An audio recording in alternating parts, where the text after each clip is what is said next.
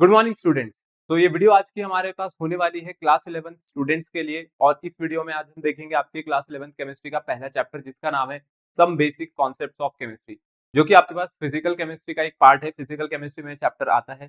तो अगर आप क्लास 10 से अभी क्लास 11 में आए हैं, खुद से चैप्टर पढ़ रहे हैं, आप इसको पहले भी पढ़ चुके हैं, तो ये वीडियो दोनों ही तरीके के स्टूडेंट्स के लिए जरूरी होने वाली है।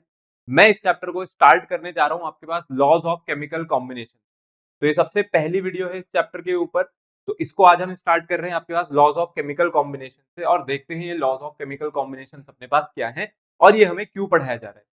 देखिए, आपके पास कोई भी जो केमिकल रिएक्शन होती है, किसी भी केमिकल रिएक्शन को समझने के लिए हम लोगों को इस चैप्टर में यहाँ पर आपको ये लॉज ऑफ केमिकल कॉम्बिनेशंस पढ़ाए जाएंगे।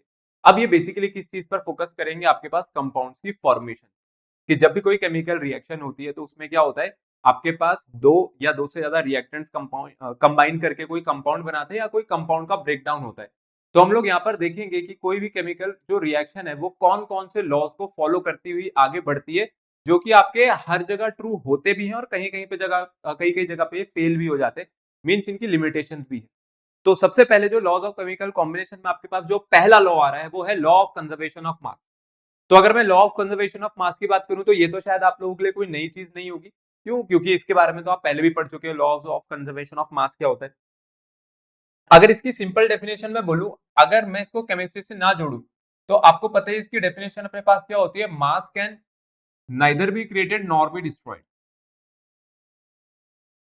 मैं कोई भी नया मास बना नहीं सकता हूं और अगर कोई मास बन गया है तो आप उसको डिस्ट्रॉय भी नहीं कर सकते हो कंप्लीटली। क्या यही था law of conservation of mass? यही था आपके पास law of conservation of mass, जो आप इससे पहले यहाँ पर पढ़ चुके हो। अब मास को यहाँ पर मैं मास को रिप्लेस कर सकता हूँ, मास की जगह में ये भी लिख सकता हूँ मैं कि ये क्या था, मेरे पास एक मैटर था। ठीक है, मैटर क्या होता है, कोई भी ऐसी चीज या कोई भी ऐसा सब्सटेंस जो आपके पास क्या करे, स्पेस ऑक्यूपाई करे, जिसका कुछ वॉल्यूम हो और हमारी सेंसेस से वो परसीव किया जा सके, उसको हम लोग मैटर कहते हैं। तो law of conservation of mass को ये भी लिख सकते हो कि matter can neither be created nor be destroyed. लेकिन ये जो लॉ ऑफ कंजर्वेशन ऑफ मास है, जब इसको आपको केमिस्ट्री में पढ़ाया जाएगा तो इसकी केमिस्ट्री में डेफिनेशन आपके सामने लिखी हुई है।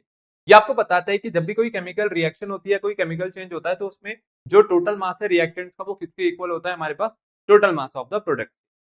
अब ये जो आपके पास यहाँ पे लाइन लिखी हुई है, ये किसी भी केमिकल रिएक्शन में आप लगाओगे आपको हमेशा सच होती हुई दिखेगी, ये ट्रू होती हुई दिखेगी। ठीक है, इसको अगर मैं देखो आपको समझाऊं तो सिंपली एक रिएक्शन का एग्जांपल लेते हैं और वो एग्जांपल मेरे पास हो सकता है यहाँ पर फॉर्मेशन ऑफ अमोनिया।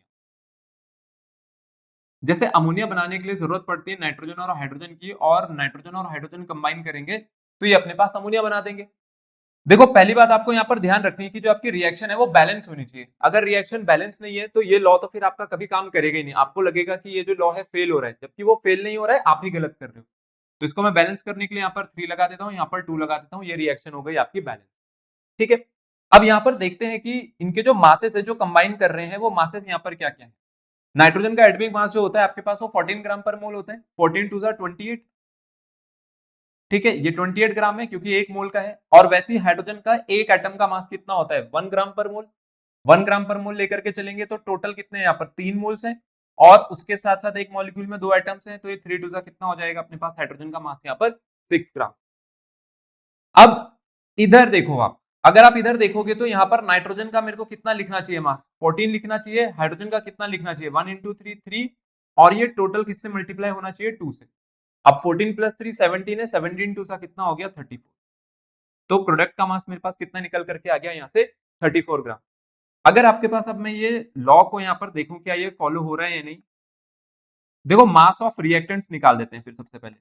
रिएक्टेंट्स का मास निकालेंगे तो 28 और 6 को जोड़ देंगे तो 28 प्लस 6 कितना हो जाएगा अपने पास, ये हो गया 34 ग्राम। और जो मास ऑफ प्रोडक्ट्स है, प्रोडक्ट में तो एक ही कंपाउंड है मेरे पास जो कि अमोनिया थी। प्रोडक्ट का मास अगर आप देखोगे वो भी 34 ग्राम ही आ रहा था। तो क्या यहाँ पर मास ऑफ रिएक्टेंट्स और मास ऑफ प्रोडक्ट इक्वल है? बिल्कुल है, दोनों ही आपके पास सेम ही आ रहे हैं। तो मैं लिख सकता हूँ mass of reactants is equal to the mass of products. इसका मतलब ये जो रिएक्शन है, ये रिएक्शन आपके पास किस चीज को वेरीफाई कर रही है, ये रिएक्शन आपके पास वेरीफाई कर रही है अपने पास law of conservation of mass को। तो इसी तरीके से आप कोई भी रिएक्शन लेकर के चलोगे, वहां पर अगर आपके पास ये सिनेरियो फॉलो हो रहा है तो आप कहोगे law of conservation of mass जो है वो अपने पास वो रिएक्शन फॉलो कर रही है। तो ऐसे आप कोई भी रिएक्शन ले सकते हो, ये हर जगह फॉलो होगा। लेकिन आपको एक चीज यहां पर ध्यान रखनी है, हमारे पास केमिस्ट्री में एक होती है केमिकल रिएक्शन और एक होती है न्यूक्लियर रिएक्शन। देखो केमिकल रिएक्शंस में जो आपके पास पार्टिसिपेशन होती है वो किसकी होती है, इलेक्ट्रॉन्स की। यहां पर सिर्फ इलेक्ट्रॉन्स पार्टिसिपेट करते हैं रिएक्शन में, ठीक है, इलेक्ट्रॉन का आदान प्रदान होता है, उसी के कारण आपकी केमिकल रिएक्शन आगे बढ़ती है। तो मैं यहां पर लिख सकता हूं, इसमें क्या होता है, इसमें ट्रांसफर या फिर एक्सचेंज ऑफ इलेक्ट्रॉन्स वर्क कर रहे हैं। तो अपने पास जितनी भी केमिकल रिएक्शंस है वो असलियत में इलेक्ट्रॉन्स के बेसिस पर काम कर रही है, ठीक है। यहाँ पर प्रोटॉन की कोई इन्वॉल्वमेंट नहीं है, न्यूट्रॉन की कोई इन्वॉल्वमेंट नहीं है। लेकिन अगर आप किसी न्यूक्लियर रिएक्शन की बात करो तो न्यूक्लियर रिएक्शन में आपको पता ही होगा, जैसा इसका नाम है न्यूक्लियर, तो न्यूक्लियर रिएक्शन में जो न्यूक्लियस है ना वो इन्वॉल्व हो जाता है आपके रिएक्शन में। कौन इन्वॉल्व हो जाएगा, अपने पास न्यूक्लियस इन्वॉल्व हो जाएगा। देखो अगर आपने न्यूक्लियस इन्वॉल्व कर दिया, अब न्यूक्लियस इन्वॉल्व करने का मतलब ये होता है कि आप न्यूक्लियस तोड़ोगे, तो अगर आप न्यूक्लियस तोड़ोगे तो वहां पर दो चीजें बैठी हुई है। कौन कौन बैठा हुआ है वहां पर प्रोटॉन भी है और वहां पर न्यूट्रॉन भी है। तो इसका मतलब जो न्यूक्लियर रिएक्शन है, न्यूक्लियर रिएक्शन में प्रोटॉन और न्यूट्रॉन की भी इन्वॉल्वमेंट हो जाती है। तो ऑब्वियस सी बात है, जो एटॉमिक मास है, पूरे एटम का जो मास है वो असलियत में आपके पास उसके सेंटर पे कंसंट्रेटेड होता है, या मैं बोलूं वो प्रोटॉन और न्यूट्रॉन के ही कारण है। तो जब भी कोई न्यूक्लियर रिएक्शन होगी तो वहां पर जो आप ये देख रहे हो ना, ये जो अपने पास mass of reactants mass of product follow हो रहा है, यहाँ पर ये चीज फॉलो नहीं होती है। क्यों नहीं होती है, क्योंकि इसमें थोड़ा बहुत जो मास है वो लॉस हो जाता है। न्यूक्लियर रिएक्शंस में थोड़ा बहुत जो मास है वो आपको कम होता दिखेगा, तो सम मास इज लॉस। ठीक है, किसकी फॉर्म में लॉस हो सकता है, in the form of alpha beta emission. ठीक है, इसके बारे में हम लोग इस बार क्लास 11 में बहुत अच्छे से पढ़ेंगे, आपके पास चैप्टर नंबर 2 में आएगा ये अल्फा एमिशन और बीटा एमिशन क्या होता है। तो जब भी आप न्यूक्लियर रिएक्शंस में जाओगे तो वहां पर क्या होता है, वहां पे जो थोड़ा बहुत मास है वो अल्फा एमिशन और बीटा एमिशन की फॉर्म में लॉस हो जाता है। अगर आपको आइंस्टाइन का एक रिलेशन याद हो, क्या किसी को आइंस्टाइन का ये रिलेशन पता है जो बताता है E equals to MC square, इसको हम लोग एनर्जी मास इक्विवेलेंस भी कहते हैं। ये आपको ये बताता है कि थोड़ा बहुत जो मास है आपके पास और ये जो एनर्जी है, तो एनर्जी और मास एक दूसरे में इंटर कन्वर्टिबल है। ठीक है, जो मास है और जो एनर्जी है इसको एक दूसरे में हमारे पास बदला जा सकता है।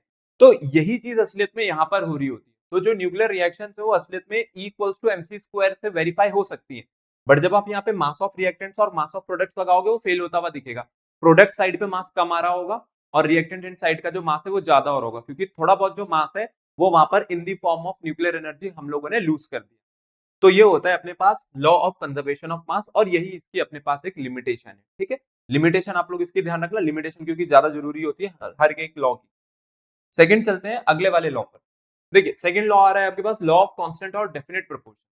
देखो ये जो आपके पास लॉ है ये बता रहा है कि जब भी मैं किसी कंपाउंड को बनाऊंगा तो कंपाउंड में जो कंबाइनिंग एलिमेंट्स हैं, ठीक है, जिन एलिमेंट्स के कॉम्बिनेशन से वो अपने पास कंपाउंड बना है, वो हमेशा एक आपके पास simple whole number ratio bear करेंगे और वो भी फिक्स्ड होगा रेशियो।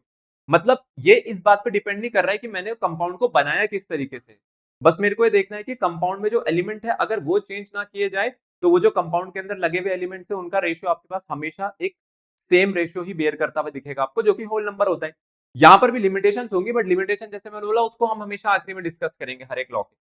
देखो अब इस लॉ की वेरिफिकेशन हम लोग देख लेते हैं, और ये जो प्रपोर्शन भी रहता है रेशियो का वो कैसा होता है अपने पास, बाय मास होता है। जैसे मैं बोलता हूँ कि मेरे को ना फॉर्मेशन ऑफ CO2 पढ़ाना है किसी को, कि मेरे को किसी को बताना था कि CO2 किस किस तरीके से फॉर्म हो सकती है।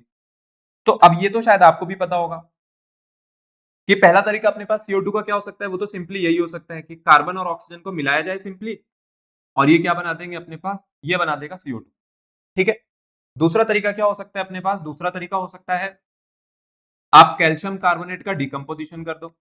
अगर आप कैल्शियम कार्बोनेट का डिकम्पोजिशन करते हो तो यहाँ से कैल्शियम ऑक्साइड बनता है और प्लस जो CO2 है वो बाहर निकल जाती है। ठीक है, ये बात भी सही आई। फिर तीसरी चीज है, अगर मैं तीसरे इक्वेशन पे चलूं वो क्या हो सकती है अपने पास, मैं इसी कैल्शियम कार्बोनेट पे अगर HCl डाल दूं, ये कैल्शियम कार्बोनेट पे अगर HCl डाला जाएगा तो देखो क्या होगा, ये मेटल कार्बोनेट है और मेटल कार्बोनेट पे अगर एसिड डालते तो क्या होता है, वहां से आपके पास उसी मेटल का सॉल्ट बनता है जो कि हो जाएगा CaCl2, प्लस यहां से रिलीज होती है CO2 और एक कंपाउंड और रिलीज होता है जिसका नाम है वाटर। ठीक है, metal carbonate plus acid gives salt plus CO2 plus water. ठीक, ये अपने पास तीन तरीके हो गए यहाँ पर CO2 बनाने के। इसके अलावा आप किसी और भी तरीके को जानते हो, 4 5 6 तरीके आप कितने भी लेकर के चलो। मेरे को बस यहाँ पर क्या देखना है, मेरे को देखना है यहाँ पर CO2 की जो फॉर्मेशन हुई है, उस CO2 की फॉर्मेशन में कार्बन और ऑक्सीजन का जो रेशियो वो कितना है। सबसे पहले चेक करेंगे क्या तीनों रिएक्शंस मेरे पास बैलेंस है, पहली वाली भी बैलेंस है, दूसरी वाली भी बैलेंस है, और अगर मैं देखूं तो तीसरी वाली भी बैलेंस है। इसको हम लोगों को बैलेंस करने की जरूरत नहीं, ये तीसरी वाली जो रिएक्शन है इसमें हम लोगों को शायद इसको बैलेंस करना पड़ेगा। इधर मैं 2 लगा देता हूँ, क्लोरीन 2 हो गए, 2 हाइड्रोजन हो गए, यहाँ पे 2 भी हाइड्रोजन है, 3 ऑक्सीजन है, 3 ऑक्सीजन है, ठीक है। अब ये रिएक्शन आपके पास बैलेंस है, ठीक है। हमेशा आप रिएक्शन को बैलेंस कर लेना। वैसे भी हम लोगों को खैर यहाँ पे सिर्फ CO2 देखनी थी, तो अभी तो खैर उसके लिए कोई फर्क नहीं पड़ेगा। देखो अब आपने CO2 3 अलग अलग तरीके से बनाई है, लेकिन जो यहाँ पर रेशियो है, किसका रेशियो, कार्बन और ऑक्सीजन का CO2 में, अगर मैं पहले वाले के हिसाब से निकालू तो देखो कितना आएगा। कार्बन का एक ही एटम इन्वॉल्व है, 12 ग्राम पर मोल का मास रखता है ये। 12 रेशियो ऑक्सीजन के एक एटम का मास कितना होता है, 16 यूनिट। 16 टू सा कितना हो गया अपने पास, 32 हो गया। और अगर आप ये सिंपली यहां से रेशियो निकालोगे तो ये कितना आ जाएगा, 4 3 सा 12 एंड 4 8 सा 32। कितना आ गया अपने पास रेशियो, 3:8 आ गया। आप आगे बढ़ जाओ, आप इस वाले में आ जाओ। अगर आप यहां पर भी ये रेशियो निकालोगे कि जो रेशियो है कार्बन और रेशियो ऑक्सीजन का किसमें, CO2 में, देखो वो भी कितना आ जाएगा, फिर से है तो फॉर्मूला सेम ही, CO2 तो है, कुछ भी चेंज नहीं हो रहा है, एटोमिसिटी में भी कोई चेंज नहीं है। तो मैं फिर से 12:32 लिखूंगा इसको, और अल्टीमेटली जब आप इसको कैंसिल करोगे ये रेशियो फिर से कितना आ जाएगा, रेशियो आ जाएगा 3:8। और यहां पर भी अगर मैं निकालू तो यहां पर भी आपके पास वो सेम ही चीज आनी है, क्योंकि कोई भी चेंज नहीं है, ये वही कार्बन है, 12 ग्राम पर मोल वाला कार्बन, ठीक है। तो यहां पर जो रेशियो आएगा वो भी सेम ही आएगा, ratio of carbon ratio oxygen 12:32, जो कि एंड में आपको आंसर दे देंगे 3:8। तो आप देख सकते हो कि जो मैंने CO2 बनाई है वो तीनों अलग अलग मेथड से बनाई है, बट वहां से आपके पास जो रेशियो निकला है वो रेशियो अपने पास कैसा है, वो रेशियो वहां पर अपने पास फिक्स्ड है, वो रेशियो अपने पास 3:8 ही है। तो ये फर्क नहीं पड़ता है कि मैं बनाता किस तरीके से। बात यह है कि अगर CO2 बनेगी तो वहां पर हमेशा 3 ग्राम कार्बन के आगे 8 ग्राम ऑक्सीजन की रिक्वायरमेंट होगी। ये रेशियोज आपको यही बता रहे हैं कि 3 ग्राम कार्बन को कितने ग्राम ऑक्सीजन की रिक्वायरमेंट है, 8 ग्राम कार्बन, 8 ग्राम ऑक्सीजन की रिक्वायरमेंट है। So 3 gram of carbon always requires 8 gram of oxygen to form CO2। तो ये आपके पास फिक्स्ड है। तो fixed ratio of carbon and oxygen by mass कितना आ गया, बाय मास ये आ गया आपके पास 3:8। तो कभी भी कोई आपके पास CO2 बनाएगा तो उसको एटलीस्ट 3 ग्राम कार्बन की जरूरत पड़ेगी 8 ग्राम ऑक्सीजन को रिएक्ट कराने के लिए, तब जाकर के आपके पास वो CO2 की फॉर्मेशन करेंगे। तो ये होता है यहाँ पर रेशियो का मतलब, और इसीलिए बोला है कि आपके पास हमेशा फिक्स्ड है, ठीक है। ये आपके पास एक फिक्स्ड प्रोपोर्शन में रहता है बाय मास के, और इसी को हम लोग बोलते हैं लॉ ऑफ कांस्टेंट या फिर लॉ ऑफ डेफिनेट प्रोपोर्शन, ठीक है। मैंने CO2 का एग्जांपल लिया, आप किसी और भी कंपाउंड का एग्जांपल ले सकते हो, हर एक कंपाउंड आपको ये वेरीफाई करता हुआ दिखेगा। अब आ जाते हैं इंपॉर्टेंट चीज पर, जो कि मैंने बोला था कि हर एक लॉ की अपनी एक लिमिटेशन होती है। तो अब यहां पर देखते हैं जरा इसकी लिमिटेशन क्या है अपने पास। लिमिटेशंस की बात कर लेते हैं, limitations of law of constant proportion. देखो ये जो लॉ ऑफ कांस्टेंट प्रोपोर्शन आपको पढ़ाया जा रहा है, इसकी अगर मैं लिमिटेशन की बात करूं तो लिमिटेशन इसकी ये होती है, ये आपको बोलता है कि हमेशा आपके पास simple whole number ratio bear करेंगे, ठीक है, मतलब फिक्स रेशियो बेयर करेंगे बाय मास, जब तक आपके पास दोनों लगे हुए एलिमेंट्स उस फॉर्मूले में सेम है। तो देखो इसके पहले लिमिटेशन की बात कर लेते हैं। मैं आपके सामने यहाँ पर एक कंपाउंड का फॉर्मूला लिख रहा हूँ। ये अपने पास एक फॉर्मूला है जो कि बता रहा है आपको C2H6O कि कोई कंपाउंड है C2H6O है। मींस मैंने सिर्फ मॉलिक्यूलर फॉर्मूला लिखा है। अब अगर ये मॉलिक्यूलर फॉर्मूला आपके सामने लिखा हुआ है, तो मैंने एक बच्चे को बोला कि भाई यार यहाँ से मेरे को कोई कंपाउंड बताओ जिसका फॉर्मूला C2H6O होता हो, तो वो हो सकता है ये लिखते CH3OCH3, ठीक है। अगर मैं इसका नाम बोलूं आपके पास तो ये अपने पास क्या हो जाएगा, ये डाइमिथाइल ईथर है, ठीक है, या फिर आप इसको मिथॉक्सी मीथेन भी कह सकते हो। फॉर्मूला आप चेक कर सकते हो C2H6O, ये C2H6O है। वही एक दूसरा स्टूडेंट है, अगर मैंने उससे आंसर पूछा, हो सकता है उसने आंसर मेरे को दे दिया सर इससे तो मैं CH3CH2OH लिख सकता हूँ, ठीक है, मतलब एथेनॉल है ये। अगर आप एथेनॉल को भी देखोगे तो एथेनॉल का भी मॉलिक्यूलर फॉर्मूला C2H6O ही निकल करके आएगा। तो क्या ये मेरे पास दोनों डिफरेंट कंपाउंड्स हैं? ये आपके पास दोनों डिफरेंट कंपाउंड्स हैं। ये डाइमिथाइल ईथर है, और वैसे ये जो अगले वाला है, ये अगले वाला आपके पास एथेनॉल है। तो अगर मैं एथेनॉल को देखूं और मैं डाइमिथाइल ईथर को देखूं, तो ये दोनों डिफरेंट कंपाउंड्स हैं। ये तो आपके पास ईथर की कैटेगरी का है, वो अल्कोहल की कैटेगरी का है। लेकिन अगर आप इसमें कार्बन, हाइड्रोजन और ऑक्सीजन का रेशियो निकालोगे, क्योंकि दोनों का मॉलिक्यूलर फॉर्मूला तो सेम है, तो जब इसमें carbon ratio, hydrogen ratio, oxygen निकाला जाएगा तो वो तो दोनों का सेम आएगा। और देखो कितना आएगा, कार्बन कितना है यहाँ पे 12 2 24, रेशियो हाइड्रोजन कितना हो जाएगा 1 6 6, ऑक्सीजन कितनी हो जाएगी अपने पास यहाँ पर 16। ठीक है, यही लिखेंगे हम लोग यहाँ पे। और अगर रेशियो की बात करी जाए, देखो रेशियो कितना है 2 12 सा, 2 3 सा एंड 2 8। तो रेशियो आ रहा है अपने पास 12 रेशियो 3 रेशियो 8। अब ये carbon ratio hydrogen ratio oxygen है 12 रेशियो 3 रेशियो 8, बट ये किसका है, ये है आपके पास फॉर C2H6O, ये आपके पास C2H6O के लिए है। अब ये मॉलिक्यूलर फॉर्मूले के लिए ये रेशियो आया, बट यहां से आपने क्या बना दिया, यहां से आपने दो डिफरेंट कंपाउंड्स बना दिए। तो ध्यान रहे आपके पास एक लिमिटेशन हो गई। क्यों लिमिटेशन हो गई,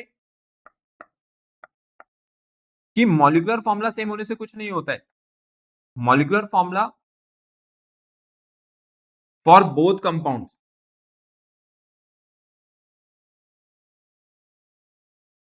is same but compounds are different. ठीक है, ये जो कंपाउंड है ना, ये दोनों कंपाउंड अलग अलग कैटेगरी के हैं, ये सेम कैटेगरी के कंपाउंड नहीं, क्योंकि ये तो भाई ऑर्गेनिक कंपाउंड्स है और ऑर्गेनिक केमिस्ट्री तो बिल्कुल अलग चलती है आपके पास इनऑर्गेनिक केमिस्ट्री से। तो मॉलिक्यूलर फॉर्मूला तो दोनों के लिए सेम निकल करके आ रहा है, बट कंपाउंड्स ही डिफरेंट है, तो ये लॉ यहाँ पर फॉलो नहीं हो रहा है। ठीक है, तो आप इसको क्या बोलोगे, आप इसको ये नहीं देखोगे कि इसने जो रेशियो है वो तो दोनों में यही फॉलो करा, तो मैं क्या कह दूंगा, ये लॉ ऑफ कांस्टेंट प्रोपोर्शन है। नहीं, ये लॉ ऑफ कांस्टेंट प्रोपोर्शन इन चीजों के अगेंस्ट जा रहा है।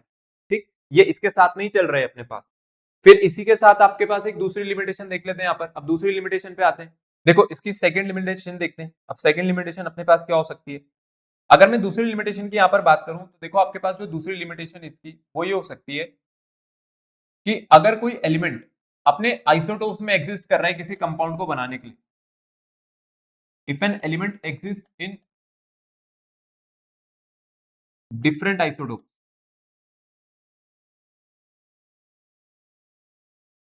टू फॉर्म अ कंपाउंड,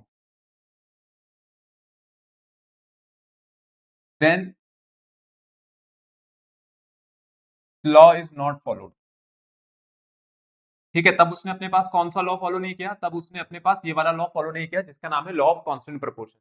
देखो अभी कैसे हो रहा है, सिंपल सी बात है। अगर मैं आपको बोलूं कि CO2 है, तो CO2 के लिए दो तरीके के कार्बन होते हैं अपने पास, एक होता है C12 और एक होता है C14। मतलब जैसे आपके पास जो कार्बन है, एक आप कार्बन यहाँ पर ले सकते हो जिसका एटॉमिक मास 12 है, ठीक है, और एक कार्बन होती है अपने पास जिसका एटॉमिक मास होता है 14। तो ये आइसोटोप्स ही तो होते हैं जहां पर एटॉमिक नंबर सेम है लेकिन मास नंबर डिफरेंट है, एटॉमिक मासेस डिफरेंट है। तो जब आप कार्बन रेशियो ऑक्सीजन निकालोगे, अगर आप कार्बन रेशियो ऑक्सीजन निकालते हो फॉर C12, अगर आप C12 के लिए CO2 में क्या निकालोगे, कार्बन रेशियो ऑक्सीजन निकालोगे, तो देखो कितना आएगा। आपने खुद ही बोला कि यहाँ पर कार्बन है 12 वाली, ऑक्सीजन हो गया 16, तो 4 3 एंड 4 4 रेशियो कितना निकल करके आ गया आपके पास 3:4 निकल करके आ गया रेशियो। अब ये रेशियो जो 3:4 निकल करके आया है, इसको जरा चेक करते हैं C14 के लिए। अगर मैं C14 में CO2 के साथ ये कार्बन रेशियो ऑक्सीजन निकालू, तो देखो ये क्या हो जाएगा, अब ये फेल हो जाएगा। सिंपल सी बात है, आइसोटोप्स में आपके पास जो एटॉमिक मासेस है वो डिफरेंट होते हैं, भले आपके पास एटॉमिक नंबर सेम हो। तो ये हो जाएगा 14:16। ठीक है, एक सेकंड, मैंने यहाँ पर गलती से 16 लिख दिया है, ये 12:32 होना चाहिए, 12:32, 4 3 4 8, 3:8 निकल करके आ जाएगा। और वैसे ही यहाँ पर भी CO2 को अगर देखेंगे तो 14:32 बनेगा ये। अब ये बन गया आपके पास जो रेशियो है वो देखो कितना निकल करके आ गया 7:16। तो कंपाउंड तो सेम था, कंपाउंड था CO2 और उस CO2 में लगे भी कार्बन और ऑक्सीजन थे।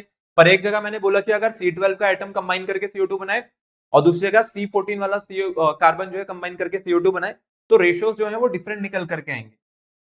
और अगर डिफरेंट रेशियोज आ रहे हैं बाय मास, और अगर डिफरेंट रेशियोज बाय मास आ गए, तो इसका मतलब ये जो लॉ है आपका वो फेल हो गया। तो ये इसकी अपने पास लिमिटेशन होती है लॉ ऑफ कांस्टेंट प्रोपोर्शन की। लॉ ऑफ कांस्टेंट प्रोपोर्शन फिर इन चीजों को नहीं समझा सकते, क्योंकि ऑब्वियसली बात है वो एटॉमिक मासेस पे काम कर रहा है, और आइसोटोप्स के तो एटॉमिक मास वैसे डिफरेंट होते हैं, तो इस वाले चीज को आप यहाँ से हटा दोगे। अब आपके पास नेक्स्ट वाले लॉ पर चलते हैं। जो नेक्स्ट लॉ है इसको देख लेते हैं। अगला लॉ आ रहा है आपके पास लॉ ऑफ मल्टीपल प्रोपोर्शन। तो देखो भाई, लॉ ऑफ मल्टीपल प्रोपोर्शंस को ध्यान से समझना, क्योंकि जितना मैंने नोटिस किया है स्टूडेंट्स को सबसे ज्यादा जो प्रॉब्लम है वो इसी में होती है, लॉ ऑफ मल्टीपल प्रोपोर्शंस में, जबकि कुछ डिफिकल्ट है नहीं इसमें। अब देखो ये डिफिकल्टी आपको कहां पर फेस करनी पड़ेगी, वो इसकी डेफिनेशन से ही शुरू हो जाएगी।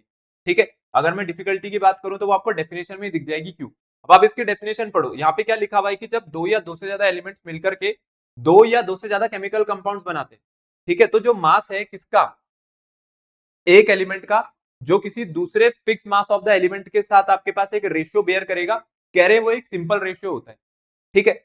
लेकिन आपके पास यहाँ पर एक कंडीशन लिखी हुई है कि टू फॉर्म टू और मोर केमिकल कंपाउंड्स, एलिमेंट तो दो ही है, दो एलिमेंट मिलकर के आपके पास एक से ज्यादा कंपाउंड बना रहे हैं, पर कह रहे हैं उसमें से एक एलिमेंट का मास जो कि किसी दूसरे एलिमेंट के फिक्स्ड मास के साथ जो रेशियो बनाता हुआ आपको दिखेगा वो कैसा होगा, एक सिंपल रेशियो होगा।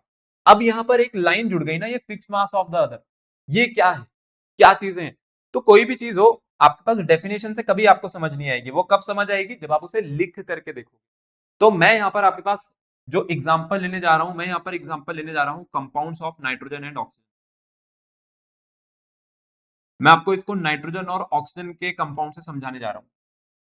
आप किसी से भी कर सकते हो, सबसे ही फॉलो होता है, बस नाइट्रोजन और ऑक्सीजन के हमें अच्छे खासे कंपाउंड्स नोन है जिन्हें आपने ज्यादातर पढ़ा भी होता है, इसलिए इसको यूज करते हैं हर जगह। देखो मैं यहां पर पहले इस साइड पर कंपाउंड्स लिख रहा हूं अपने पास, ठीक है। यहां पर मैं लिख देता हूं कौन कौन से कंपाउंड्स हम लोग यूज करेंगे। सबसे पहले मैं यहां पर लिखने जा रहा हूं N2O, फिर उसके बाद में लिख देता हूं NO, फिर N2O3, ये ट्राई ऑक्साइड आ गया, फिर N2O4 और एक कंपाउंड में लिख देता हूं यहां पर N2O5, ठीक है। ये मैंने आपके सामने 5 कंपाउंड्स लिख दिए नाइट्रोजन के जो कि अलग अलग है, N2 नाइट्रोजन ऑक्सीजन के अलग अलग, N2O, NO, N2O3, N2O4, N2O5, ठीक है। अब इन सभी में हम लोग यहां पर अब एक कॉलम बनाएंगे इधर। किस चीज की कॉलम बनाएंगे, देखो सबसे पहले यहां पर लिखेंगे मास ऑफ नाइट्रोजन। पहले मैं यहां पर नाइट्रोजन का मास निकाल देता हूं कि इन सभी में नाइट्रोजन का जो मास है वो कितना कितना आ रहा है।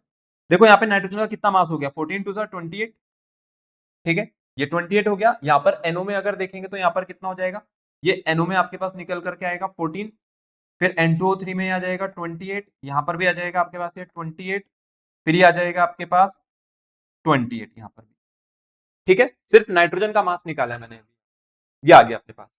अब एक यहाँ पर हम लोग कॉलम बनाएंगे और यहाँ पर जो मैं कॉलम बना रहा हूं वो मैं लिखूंगा फिक्स्ड मास ऑफ नाइट्रोजन।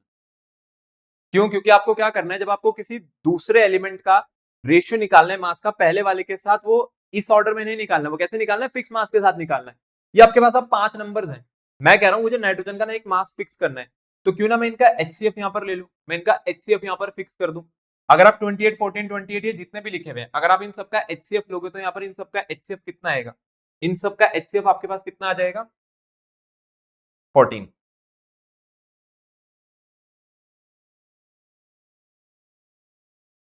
ठीक है। कितना आ गया अपने पास फिक्स मास ऑफ नाइट्रोजन, 14 आ गया। अब इसके कंपैरिजन में जो ऑक्सीजन का मास था, मैं मास ऑफ ऑक्सीजन निकाल देता हूं अभी।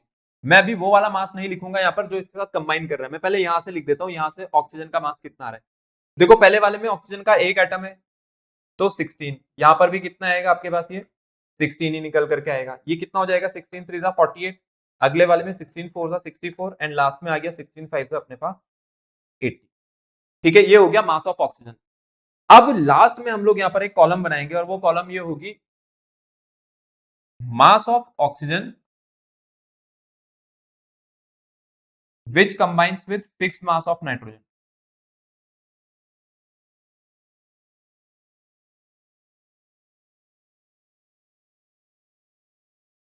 और वो फिक्स मास नाइट्रोजन का कितना ले रखा है हम लोगों ने, वो मास हम लोगों ने ले रखा है 14 वाला। देखो अब सिंपल सी मैथ्स लगाएंगे, कोई ज्यादा बड़ा काम नहीं करना है आपको, सीधी सी बात है। अगर 16 ग्राम ऑक्सीजन 28 के साथ रिएक्ट कर रही है, ठीक है, या मैं बोलूं 28 ग्राम नाइट्रोजन को 16 ग्राम की जरूरत है, तो आप मुझे बताओ 14 को कितने की जरूरत होगी। क्या 28 का ये हाफ है, क्या ये 28 का हाफ है, ठीक है। 28 का अगर ये हाफ है तो 16 का आधा कितना हो जाएगा यहाँ पर 8, ठीक है। सिंपल सी बात है, 16 का आधा कितना हो गया अपने पास उधर 8। 28 ग्राम नाइट्रोजन के साथ 28 ग्राम नाइट्रोजन के साथ कौन कंबाइन करता है, 16 ग्राम ऑक्सीजन। तो इसलिए मैंने कहा मैं फिक्स मास, वो 14 था तो 14 के साथ क्या करना है, 28 का आधा 14 है तो 16 का आधा 8 कर दो। फिर वैसे 14 ग्राम नाइट्रोजन पे कितनी ऑक्सीजन थी, 14 ग्राम नाइट्रोजन पे 16 थी, तो यहां पर जो 16 आपके पास निकल करके आया है, अब इसके आगे अगर 14 को 16 की रिक्वायरमेंट है तो फिक्स मास 14 ही है, तो मैं यहां पर भी 16 ही लिखूंगा क्योंकि 14 को 16 की रिक्वायरमेंट है। फिर 28 पे 48 चाहिए, 28 पे 48 चाहिए, तो ये 28 से अब मैंने फिक्स मास क्या लिया नाइट्रोजन का 14, ये हाफ हो गया। तो अगर 28 पे 48 था या 28 पे 48 था तो 14 पे कितना हो जाएगा भाई, 48 का भी आप हाफ कर दो, कितना आ गया आपके पास 24 आ गया। फिर वही चीज करेंगे, 28 ग्राम नाइट्रोजन के साथ 64 ग्राम ऑक्सीजन मिल रहा था, 28 के साथ 64 मिल रहा था, तो 14 के साथ कितना मिलेगा? ये भी 28 का हाफ है। तो अगर 28 का आधा कर रहे हैं तो वैसे यहाँ पर भी 64 का आधा करेंगे। नॉर्मल सी मैथ्स लगा रहे हैं, यूनिटरी मेथड लगा रहे हैं, कोई बड़ा काम नहीं। ठीक है, फिर 28 ग्राम नाइट्रोजन को जरूरत किसकी थी? 28 ग्राम नाइट्रोजन को जरूरत थी 80 ग्राम की। तो अगर 28 पे 80 चाहिए तो 14 पे कितना चाहिए होगा? सिंपल, 28 का आधा 14 है, तो 80 का आधा कर देंगे तो कितना आ जाएगा आपके पास? 40। देखो कितना सिंपल सा था ये, कोई बड़ी बात तो नहीं है यहाँ पर। ठीक है, इसको आप ध्यान से देख सकते हो। देखो अगर मैं अब यहाँ से रेशियोज निकालू, अगर अब मैं आपके पास ये रेशियोज निकालू तो देखो रेशियो क्या आएगा आपके पास? 8 2 जा 16, 3 जा 24, 4 जा 32 और ये 5 जा कितना आ गया अपने पास? 40। ठीक है, 8 2 जा 16, 3 जा 24, 4 जा 32, 5 जा 40। तो ये जो रेशियो आ रहा है, रेशियो कितना आ रहा है? 1:2:3:4:5। यही तो निकल करके आया ये रेशियो। अगर आप इस रेशियो पे ध्यान दोगे तो ये रेशियो क्या है अपने पास? एक सिंपल होल नंबर रेशियो है। ठीक है, तो ये ऑक्सीजन के मासेस का रेशियो है जो कि फिक्स मास ऑफ नाइट्रोजन के साथ रिएक्ट कर रहा था, और इसने आपस में क्या करा? इसने आपस में एक simple whole number ratio bear करा, और यही है आपके पास लॉ ऑफ मल्टीपल प्रोपोर्शन।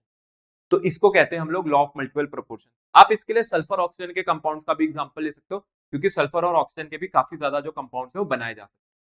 तो इसके साथ अब नेक्स्ट चलते हैं, आपके पास अगला आएगा हमारे पास लॉ ऑफ रेसिप्रोकल प्रोपोर्शन, उसको देख लेते हैं। चलो फिर नेक्स्ट चलते हैं अब लॉ ऑफ रेसिप्रोकल प्रोपोर्शन से। तो देखो आपके पास एक और लॉ आ गया, अब ये लॉ ऑफ रेसिप्रोकल प्रोपोर्शन से लॉ खत्म होने का नाम ही नहीं ले रहे। फिर से एक ऐसा लॉ जिसकी डेफिनेशन ही आपको परेशान कर दी, क्योंकि डेफिनेशन समझना ही अपने आप में यहाँ पर बहुत बड़ी बात होती है। देखो डेफिनेशन जो होती है, मैंने पहली बात बोली है कि आपको डेफिनेशन एक एक करके पढ़नी है, एक एक सेंटेंस आप पढ़ो, वहीं से आपको काफी क्लैरिटी मिलेगी आपके माइंड। देखो इसके डेफिनेशन अगर आप ध्यान से देखोगे तो इसमें क्या लिखा है? Ratio of the masses of two elements A and B which combine separately with the fixed mass of element C. इससे मुझे ये समझ आता है कि इस लॉ के इंटरप्रिटेशन के लिए ना दो एलिमेंट की जरूरत नहीं है। अगर इसको समझना है, इसको इलस्ट्रेट करना है, तो तीन एलिमेंट्स की आपको जरूरत पड़ेगी। तो इनका कहना है कि उनका जो रेशियो है मासेस का, किसका? ए और बी का, जो कि कंबाइन कर रहा है सेपरेटली, अलग अलग। मतलब ए भी एक बार सी से कंबाइन करे, फिर बी भी एक बार सी से कंबाइन करे, लेकिन सी का मास फिक्स होना चाहिए। तो कह रहे हैं कि या तो इनका जो रेशियो है, या तो वो आपके पास सिंपल मल्टीपल होगा। ठीक है, वो रेशियो जो है तो सिंपल मल्टीपल होता हुआ दिखेगा आपको, या फिर वो सेम ही होगा। ठीक है, या तो सेम रेशियो में कंबाइन करेगा, या उस रेशियो के किसी प्रपोर्शन में या किसी मल्टीपल में कंबाइन होता हुआ दिख रहा होगा। तो फिर से वही बात आ गई कि अब डेफिनेशन हो गई है, तो अब ऐसे कैसे समझ आएगा? इसके लिए हम लोग तीन एलिमेंट्स यहाँ पर कंसिडर कर लेते हैं। ठीक है, तीन एलिमेंट से ही ये लॉ इलस्ट्रेट हो सकता है, तीन एलिमेंट से ही बताया जा सकता है। चलो वो तीन एलिमेंट यहाँ पर लिख लेते हैं। सबसे पहले मैं लिख देता हूं कार्बन, एक एलिमेंट में यहाँ पे लिख देता हूं हाइड्रोजन, और एक एलिमेंट में यहाँ पर लिख देता हूं ऑक्सीजन।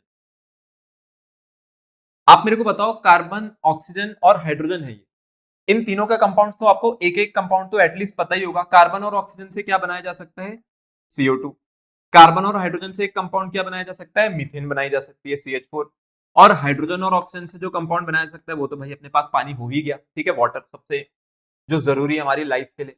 अब ये कार्बन, हाइड्रोजन और ऑक्सीजन जो मैंने यहाँ पर लिखे हैं, देखो मैं आपको कह रहा हूं कि मेरे को ना कोई दो एलिमेंट्स इसमें से एक ए फिक्स कर देना है, एक बी फिक्स कर देना है। आप कह दो मैंने इसको वो एलिमेंट ए मान लिया, इसको एलिमेंट मैंने क्या मान लिया? बी। तो अब एक एलिमेंट आपको जो चाहिए वो क्या था? सी, डेफिनेशन के अकॉर्डिंग, ताकि आपको ये भी पता रहे कि भाई हम इसको डेफिनेशन के अकॉर्डिंग समझे तो कैसे समझ आ रहा है। ये ए है, ये बी है, तो ये सी है। ठीक है, तो इसका मतलब ए का और बी का जो रेशियो है, जो कि फिक्स्ड मास ऑफ सी के साथ कंबाइन करेगा, मतलब फिक्स्ड मास ऑफ हाइड्रोजन के साथ कंबाइन करेगा। तो इनका कहना है कि वो जो रेशियो है, वो आपके पास क्या आएगा? या तो वो सेम आएगा कि कार्बन भी फिक्स्ड मास ऑफ हाइड्रोजन के साथ कंबाइन करे और ऑक्सीजन भी फिक्स्ड मास ऑफ हाइड्रोजन के साथ कंबाइन करे, जो रेशियो बनाए, या तो वो सेम है या फिर वो कोई होल नंबर मल्टीपल। देख लेते हैं। ठीक है, इसको देखते हैं कैसे करना है। सबसे पहले मैं यहां पर निकालता हूं इन CH4। ठीक है, मीथेन से स्टार्ट करते हैं। देखो अगर मीथेन में मैं देखूं तो कार्बन का यहां पर मास कितना है? 12 ग्राम, क्योंकि एक ही कार्बन है। 4 हाइड्रोजन लगी हुई है तो 4 ग्राम है। यहां से मुझे पता चल रहा है 12 ग्राम ऑफ कार्बन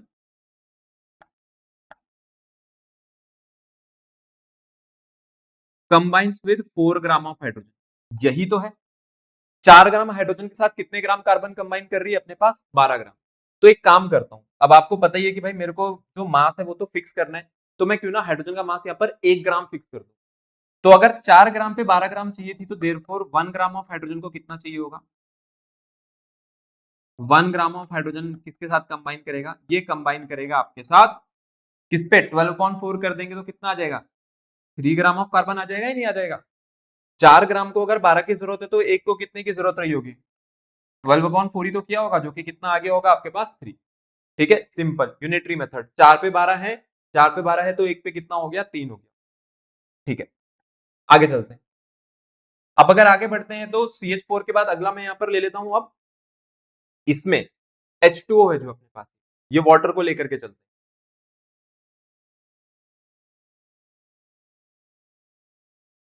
देखो H2O में देख लेते हैं। हाइड्रोजन यहाँ पर 2 एटम्स दिख रहे हैं तो 2 ग्राम हाइड्रोजन हो गई। ऑक्सीजन का 1 एटम दिख रहा है तो 16 ग्राम ऑक्सीजन हो गई। तो मैं यहाँ पे लिख देता हूं 2 gram of hydrogen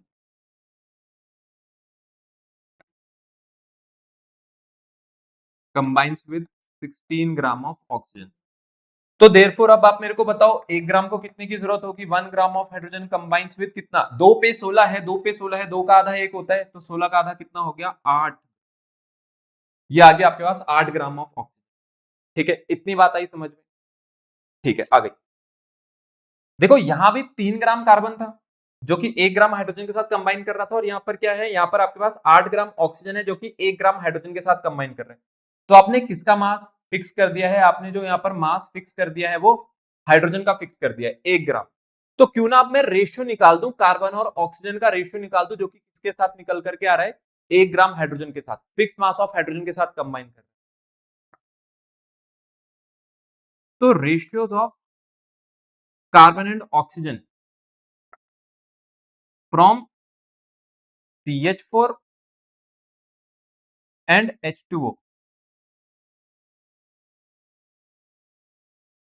which combines with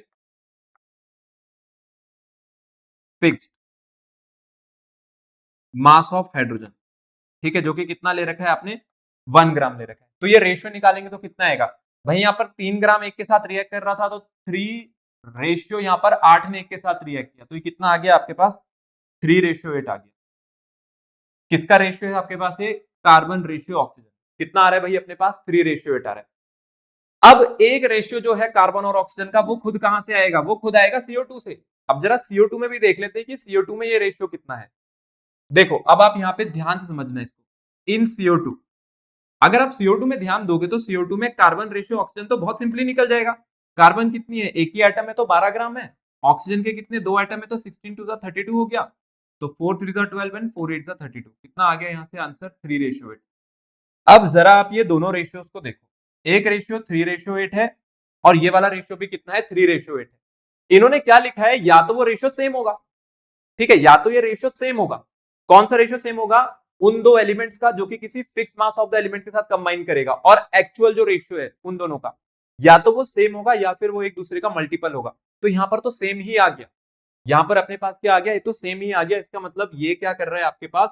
law of reciprocal proportions को इलस्ट्रेट कर रहा है। देखो अगर वो सेम नहीं आएगा ना, वो सेम नहीं आता है, तो आपके पास क्या होगा? ये एक दूसरे के मल्टीपल बनेंगे। ये ऐसे भी बन सकते हैं जैसे 1:2 है और अगला आ गया आपके पास 1:1। ठीक है, एग्जाम्पल के लिए 1:2 1:1, ये दोनों एक दूसरे के होल नंबर मल्टीपल है, क्योंकि 1:2 पूरा पूरा डिवाइड हो जाएगा किससे? 1:1। आई बात समझ में? तो ये होते हैं मल्टीपल वाले। जरूरी नहीं है कि सेम ही बने, अगर वो अलग अलग भी बनता है बट एक दूसरे को कंप्लीटली डिवाइड कर दिया। ठीक है, कंप्लीटली एक दूसरे को डिवाइड कर रहे हैं तो इसका मतलब वो एक दूसरे के सिंपल होल नंबर मल्टीपल। तो ये था अपने पास लॉ ऑफ रेसिप्रोकल प्रोपोर्शन, और यहीं पर आपके पास आज का ये जो टॉपिक है वो खत्म होता है, जो कि अपने पास लॉ ऑफ केमिकल कॉम्बिनेशन। इसके बेसिस पे कई सारे क्वेश्चंस होते हैं हमारे पास, आपको इसलिए पढ़ाया जाता है क्योंकि यहाँ से भर भर के क्वेश्चंस आते हैं आपके। अभी जो एग्जाम्स होंगे स्कूल में उसमें, प्लस आपके पास कॉम्पिटेटिव में भी इससे क्वेश्चंस आ जाते हैं, स्पेशली नीट में यहाँ से क्वेश्चन जरूर बनता है।